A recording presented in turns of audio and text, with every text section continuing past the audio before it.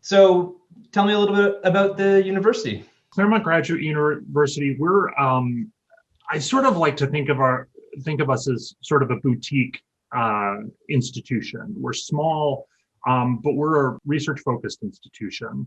So, because we're small, we tend to have, a lot of, from an administrative perspective, we have a lot of people that do a lot of things, and there's a lot of, like any institution, we were coming from a place of sort of a lot of institutional inertia. We've got our procedures, like this is how we do things, and this is how we've always done things. And when you talk about, change and looking at those processes, you can often run into walls, but this is actually, my position specifically, I think I was brought in as sort of a process-oriented person. So I think part of my mandate was really to sort of look at not just how we do things, but why we do them that way, and trying to find ways to, maybe do things a little bit differently. We're small, but we make really, really big impacts. And I think that's really kind of a hallmark of our institution. But, like any institution, you sort of get stagnated in the way you do things. And really that's kind of where, our relationship with airSlate kind of really initiated. What were some of those instances where you were feeling sort of stagnant, and what were some challenges that you had? We have these arrangements that sort of recognize the relationship we have with some of the faculty from the other colleges. But really what got the ball rolling, at least in my mind, was the adjunct contract process. Because sort of when we started, when I came on board, the process for sort of start to finish, school contacting the provost office and saying, hey, we need to hire an adjunct contract to teach adjunct faculty to teach this course.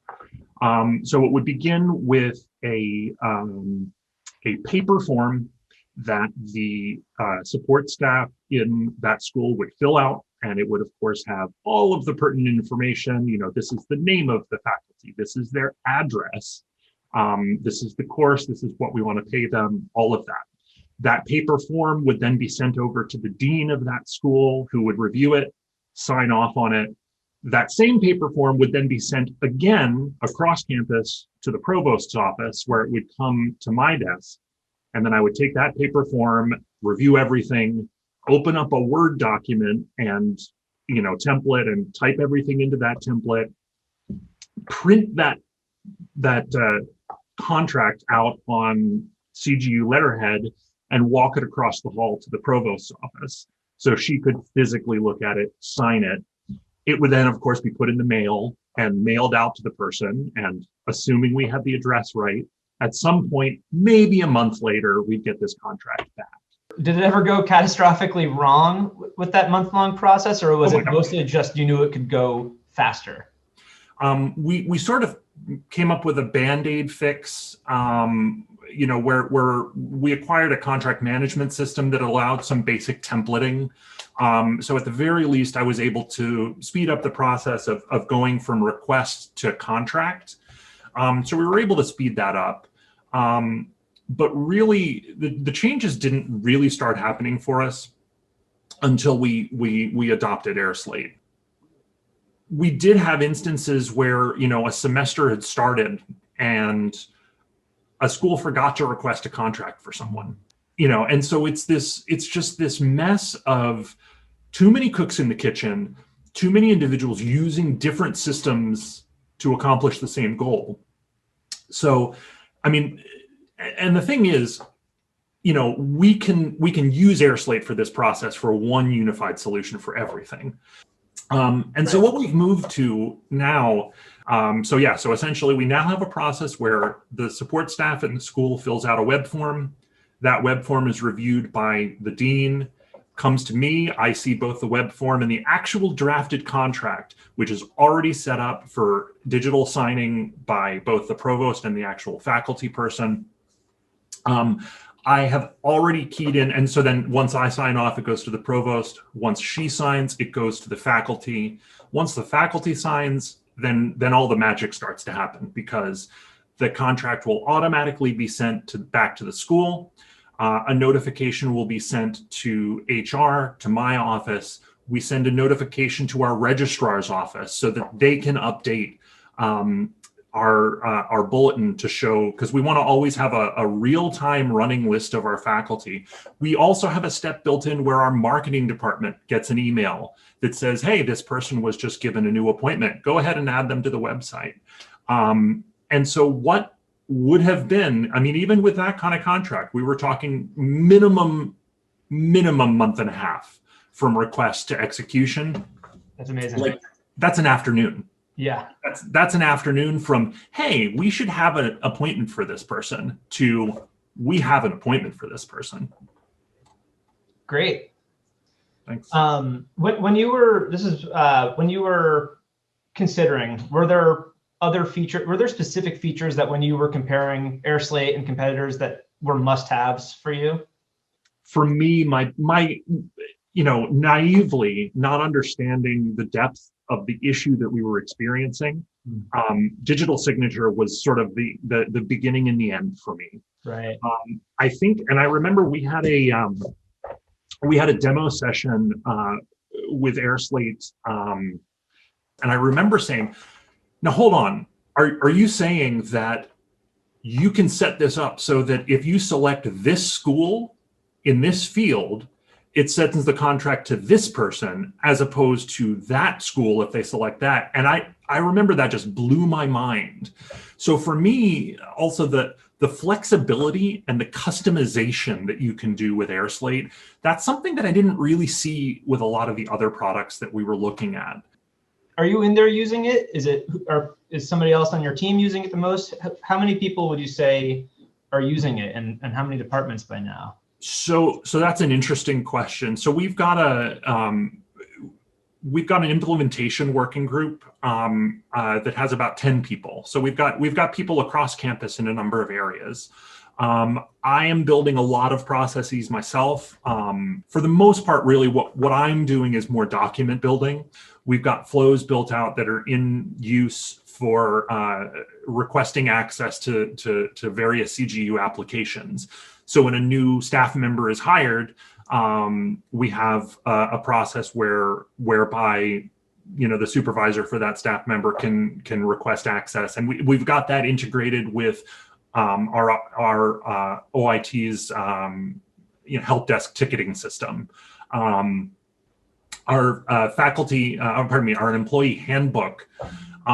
We've got a process built out where new hires actually acknowledge receipt of the employee handbook through airSlate. And so we're able to record that, track it through the system.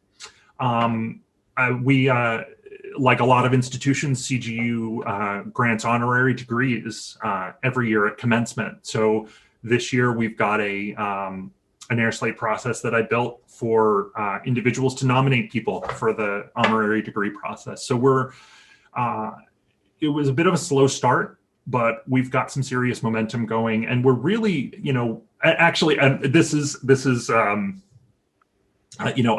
love puns and I love meta knowledge. But I think the favorite thing that I built is I actually built a flow request flow. So I built a process so that our departments can reach out to the working group and say, hey, I'd like you to automate this for me. The one big thing, I think the first flow that we launched, though, the one that has been in use the longest and the one that has touched by far the most students, faculty, and staff at CGU is our request to return to campus flow. We've got hundreds, if not over 1,000 responses on that flow. So, and the nice thing about that, and one of the things that I identified with our working group is that, the more members of our community that we can familiarize with this system, the easier our job is going to be down the line when we roll out, more and more things. Right. You framed that really well. What are some goals that you have? Are there any ambitious flows that are, you're planning for the future? Are you planning on getting even more departments involved? What's like the top one or two, dream flows or goals that you have? Longer term, it is my dream to sort of move to, building in the more complicated, regular faculty appointment contracts where, you will be having this back and forth with, the individual you want to hire and, allowing, that give and take of, negotiating over the terms of the contract in real time in the system that's going to record those changes and document all of that. I have played with some of the contracting module, and it's fascinating. It's a little daunting too. And like everyone else who works at CGU, my plate is overflowing. And so, there's a part of me who would just want to be like, I'm just going to take a week and I'm just going to play in the sandbox and see what we can do. Let's talk a little bit more about results. I assume more people just feel empowered to create their own flows and make things faster and faster. How's your experience changed, really, really quickly? I mean, for me also, it's about freedom for the most part. When we're getting these contract requests in, they come in all at the same time, and it takes a lot of effort, to process all of those requests. We sent out 35 contracts in one day. By the next morning, we had half of them back signed. By the end of the week, we had 34 of 35 back signed.